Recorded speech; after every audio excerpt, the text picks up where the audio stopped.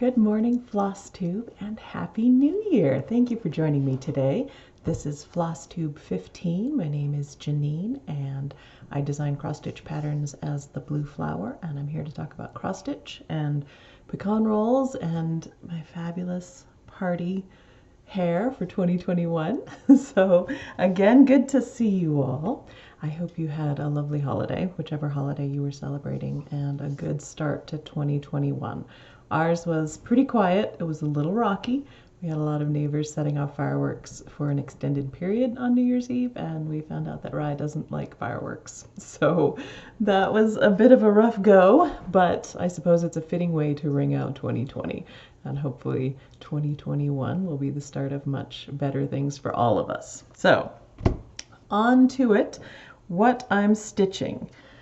Let's see, I didn't have any stitching in action examples this week, so I'm skipping that section, although I've seen some really fun stuff on social media, Facebook, Instagram. So as always, I would encourage you to share that through the website if you feel comfortable doing that, so that other people can see what you've been doing, and later when they're looking at it, get a glimpse back to see what fabrics you used, what choices. Yeah, so much creativity out there that I'd love to share with other stitchers as much as possible. So thank you to anyone who contributes. Then back to what I'm stitching. I've been working mostly on models, but I took some time over Christmas to do some personal stitching, and I'm continuing to work on the 2020 pandemic sampler from Sarcy Girl.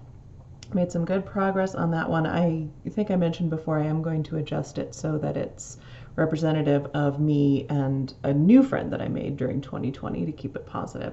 And I'm also going to be adjusting some of the animals to reflect ours. So let's see, the first one here is there's this little yellow tree on top of the red house. I took that out and I put in our cat. I'm going to put my friend's cat on the top of her house. So here's where we are so far with this one. I really love the way it's coming out, and I've been changing colors as I go, which is fun. But there's little Pilsner on top of the house looking so good. I was working on this roof and found out that Rye has discovered my floss bobbins, and so she stole the floss bobbin of this color.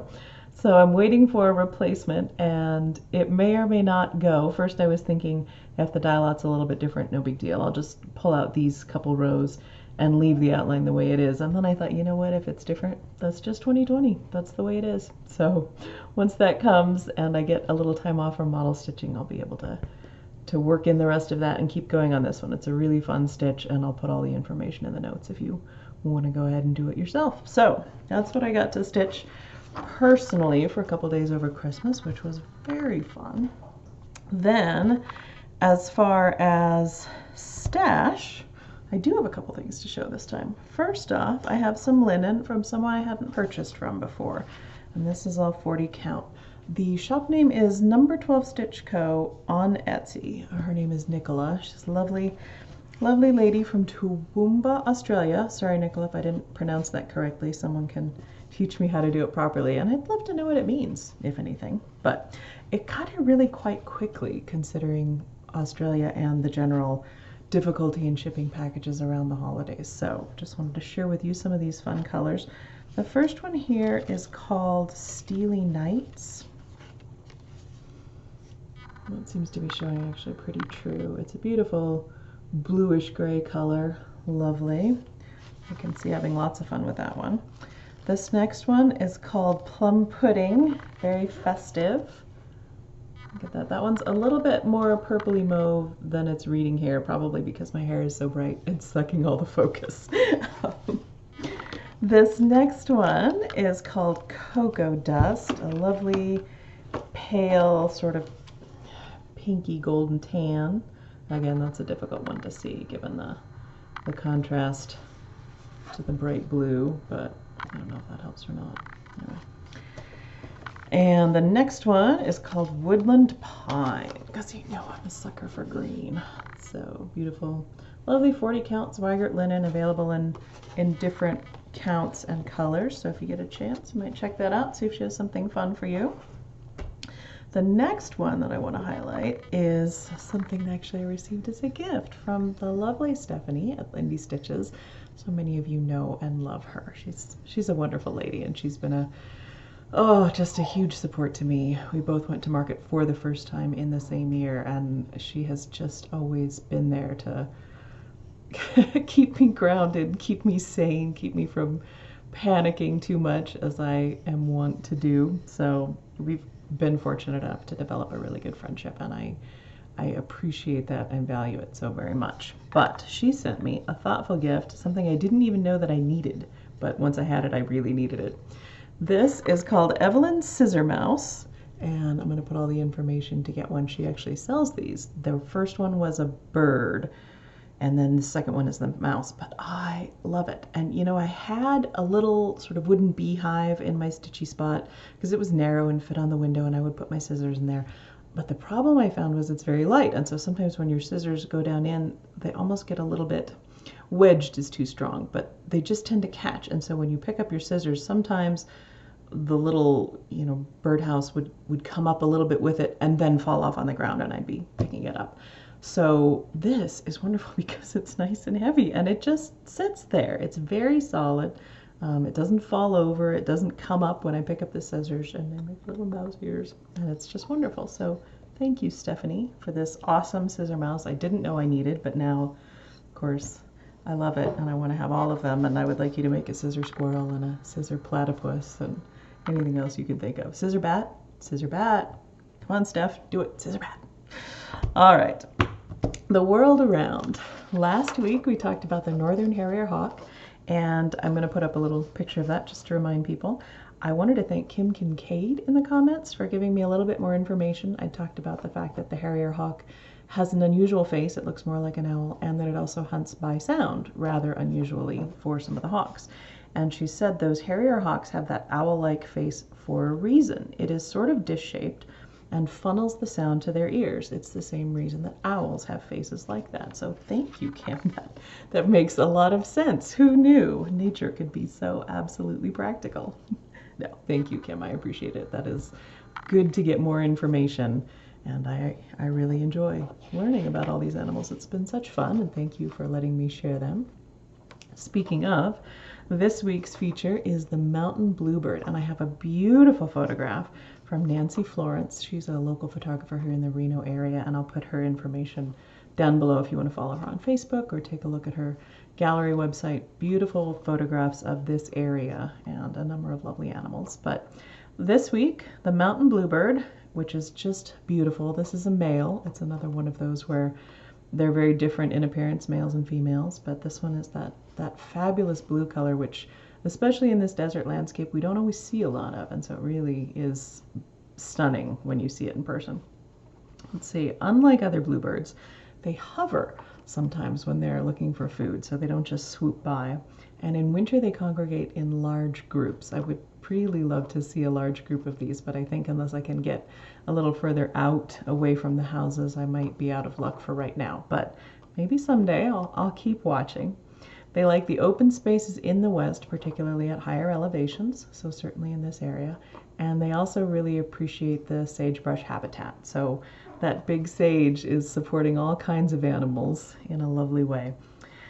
They traditionally, I guess, relied on nesting in cavities left by woodpeckers, but now so many people have started putting up specific bluebird nesting boxes for them that science is able to learn a lot more by knowing these particularly monitored and set up places in the bluebird nesting boxes. And if you happen to be in an area where they live, you can look online and find the information needed to get a bluebird box that meets their needs and is exactly what they're looking for. And then maybe you could see them in your yard too. Lucky you.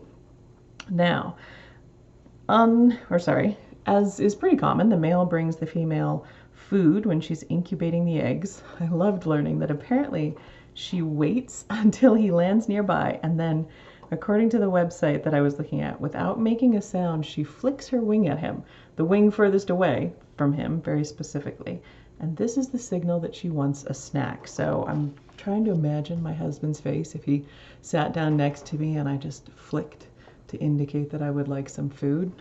I don't think that would work very well, but maybe if I was willing to put in a lot of time, we could develop that communication. Probably not. All right, so mountain bluebird this week. questions from viewers. I didn't have any questions from people this week, so I have a question for you. I'm not generally big on New Year's resolutions. It always feels a little artificial to me, but certainly I know a lot of people find it very helpful to reset the new year with explicit new goals that they want to lay out for the coming 12 months.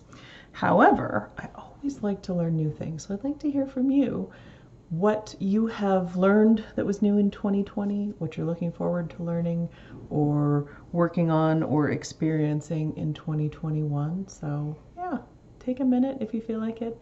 Share with me what's new in your life, what you would like to be new in your life, and yeah, it'll be good.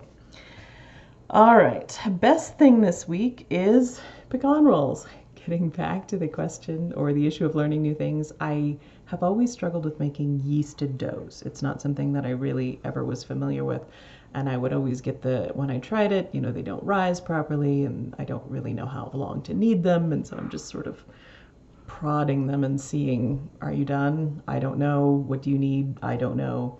So this past year I've been really working on trying to learn how to do that better, and over Christmas I finally made a successful batch of pecan rolls with a lovely fluffy dough that rose up just the way it was supposed to. It's so satisfying, you know, when you knead it and you can feel it changing from sort of sloppy and sticky to smooth and happy, and then you put it in to prove and it comes out and it just looks, oh, it looks so happy. There's nothing like a happy dough.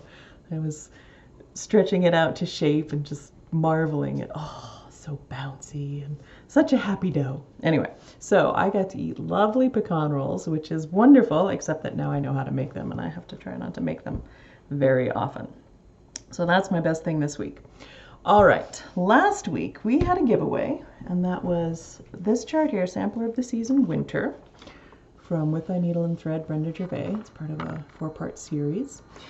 The winning or the giveaway word was cozy, and I wanted to give so many of you props for very creative ways to sneak cozy into your comments. Well done, all of you. That was fun to read, and very fun to read all of your lovely cozy scenarios that you've put up. It just makes me feel warm even reading through the comments, so thank you. Now the winner of this is Bonnie Fairy. Thank you, Bonnie. And Bonnie loves to get cozy with one of her cats and stitch while watching Flosstube videos. That just sounds like heaven, doesn't it? So thank you, Bonnie. I'll get in touch with you in the comments, and if you can reach out to me and let me know your mailing address, we'll get this copy of the Sampler of the Season off to you, and I look forward to see if you stitch it and what choices you make, how that comes up for you. But in the meantime, I wish you a lot of very cozy stitching with your cats and Flosstube. Since it's a brand new year, let's do 2 giveaways this time. The first one is this called Chilly Winter from By The Bay Needleart. Lovely, lovely little tiny patterns you could do very, very quickly. It looks like it's got all, I want to say, yeah, it's all DMC flosses, so, or easy to sub for something you have on hand. That would be really fun. So if you want to win this, tell me something you like about winter and use the word winter in your comment. I like pretty much everything about winter. I like that it's cold. I like even that it's a little bit dark earlier and it makes you want to stay in and stitch. I like snow. I like that it makes you want to turn the oven on for hours at a time, you know, and have something cooking slowly, soup or chili, filling the house with delicious smells. So if you want to win the chart, tell me something you like about winter, and look forward to hearing from you. Second giveaway. This is a wonderful piece of fabric called Hyperion, and it's from Lapin Loops on Etsy, and I'll put the full detail down there. I think it looks like a mineral. It's just so beautiful, and it would need to be, you know, showcased as a beautiful thing, but I don't know what to stitch on it. So I thought I'm going to get some inspiration from you guys, and if you tell me what you would stitch on a fabric like this, use the word fabric in your comments, I will give you half of this piece. It's a 16 by 27 piece, so you'll get half of it, and it is 40 count. It's just stunning, and I think it would really shine in just the right circumstance, but I don't know what that is yet, so I'd really love to hear what all of you would do. So use the word fabric, tell me what you would stitch on this amazing piece of linen, and I will send you half of it so you can inspire everybody else. And like I said, all the info will be in the comments if you're in the notes, if you want to take a look at some of the other ones from this Lapin Loops shop on Etsy. A little bit of sort of housekeeping and announcements. I have basically two announcements. First, I am going to have a chart, and I don't know if I mentioned this before, but I'm going to have a chart in each of the 4 issues of Punch Needle and Primitive Stitcher this year, 2021. So it's a set of 4 seasonal charts exactly the same size, and I won't be able to show them until each issue comes out, but certainly I will as soon as the issues are released, show you the models and discuss them a little bit more. I had wonderful model stitchers from my recent call out for model stitchers do these, so I thank them again. It was a lot of fun to see those, and I'm very excited to share them with you. So keep an eye out for those. As soon as I get the go-ahead, I will be showing those models, but we're not allowed to sneak peek anything before the magazine comes out, so keep an eye. The other one is that I am going to be participating in a digital market. I don't know, you probably have heard by now that the regular Nashville Needlework Market, usually happening in March, is actually being postponed until May, which is good, and I'm certainly hoping that by then we'll be able to attend an in-person market because it's just such a wonderful experience. But that may or may not happen in May.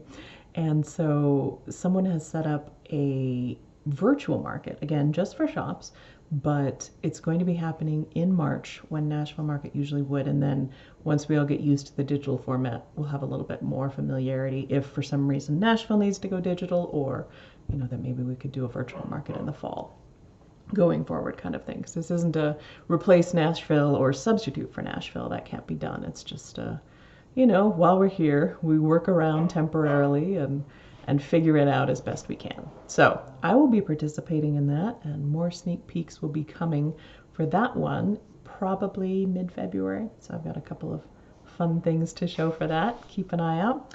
And that is it for my notes. Now, obviously, puppy video at the end where I had a lovely holiday, although for her it didn't really change anything at all since we're all home.